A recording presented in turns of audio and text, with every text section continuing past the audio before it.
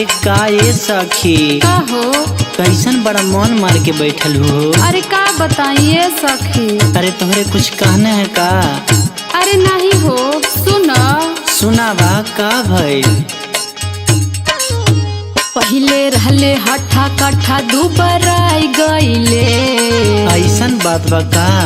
हाँ ये सखी, पहिले रहले हठा कठा दुबराई गईले। पहिले रहले हठा कठा दुबराई गईले। सऊदी जाते मोर बाला मुआ भुलाई गईले। सऊदी जाते मोर बाला मुआ भुलाई गईले।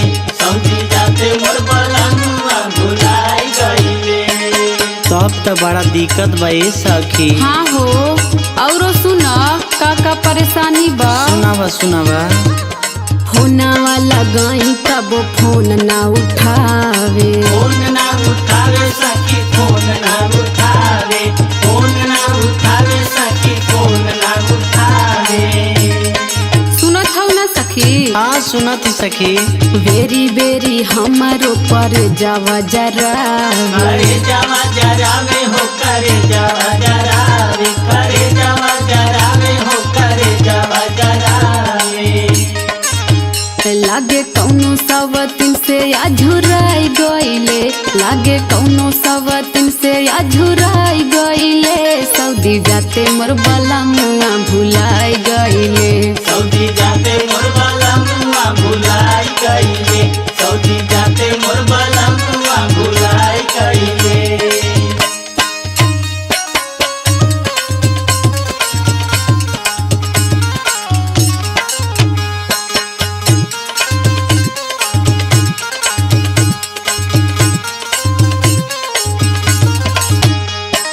तबे कही साखी काहे रोज दुआरिया पे उदास होके बैठेलू?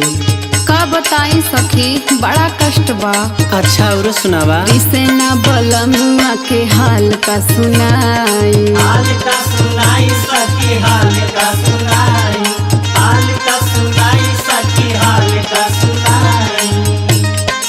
सुनत हौ ना सखी? हाँ सुनत ही सखी। दिन रात घरवा में लोरावा बहाई। लोरावा बहाई सखी, लोरावा बहाई। लोरावा बहाई सखी, लोरावा बहाई। छोड़ी नया नोहर कनिया पराई गईले। छोड़ी नया नोहर कनिया पराई गईले। सऊदी जाते मोर बाला मुआ भुलाई गईले। सऊदी जाते मोर बाला मुआ भुलाई गईले।